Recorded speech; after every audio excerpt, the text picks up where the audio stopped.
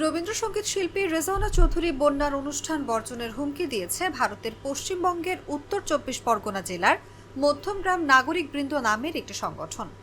বাংলাদেশের সংখ্যালঘুদের উপর কথিত হামলা ও চিন্ময় কৃষ্ণ দাস সহ অন্য সন্ন্যাসীদের মুক্তির দাবিতে গত কয়েকদিন ধরে কলকাতা সহ পশ্চিমবঙ্গ জুড়ে উত্তেজনা চলছে। কলকাতাস্থ বাংলাদেশ উপদূতাবাসের স্মারকলিপি প্রদান, বাংলাদেশকে চিকিৎসা না দেওয়া, হোটেল পরিষেবা না দেওয়া সহ নানান রকম হুমকি দেওয়া হচ্ছে। এরই অংশ হিসেবে তারা রেজওয়ানা চৌধুরী বন্যার গানের অনুষ্ঠানও বর্জনের হুমকি দিয়েছে। রেজওয়ানা চৌধুরী বন্যা আমরা খবর পেয়েছি উনি আসছেন ২৮ তারিখে, সম্ভবত ওনার পরিবেশ মেলায় একটি অনুষ্ঠান করার কথা, কিন্তু এটা আমরা কোনোভাবেই মানতে পারছি না। যেভাবে ভারতীয় পতাকাকে অবমাননা করা, অন্য বিষয়েতে আমরা ঢুকছি না। না, কোনো বিক্ষোভ কারোর ইস্যুতে করব না। যদি উনি আসেন আমরা তো সেইভাবে কিছু করতে পারবো না। সোশ্যাল মিডিয়া হিসেবে আমাদের গ্রুপের মেম্বার এই মুহূর্তে 80,000, মধ্যমগ্রামের সবচেয়ে বৃহত্তম ফেসবুক গ্রুপ এবং মধ্যমগ্রাম নাগরিকবৃন্দ। এই ব্যাপারে আমরা পরিবেশ মেলাকে ওই দিনের জন্য বয়কট করব।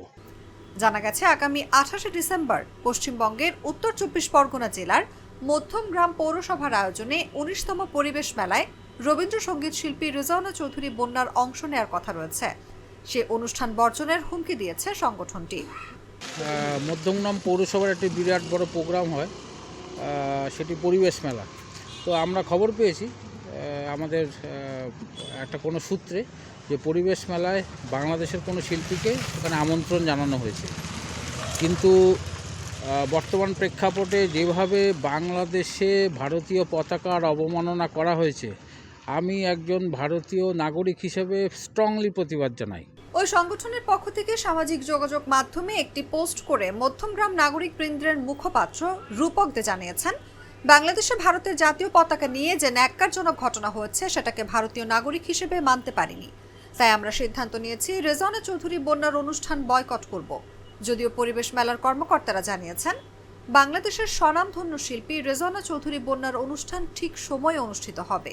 আমরা এ ব্যাপারে বলতে পারি যে একটাই জিনিস, যে মধ্যমগ্রামের লোক, বিশেষ করে আমরাও তার ভেতরে ওনাকে চাই, ভালো শিল্পী, ওনাকে আমরা চাই। সেই কারণেই ওনাকে আমরা সিলেক্ট করেছি।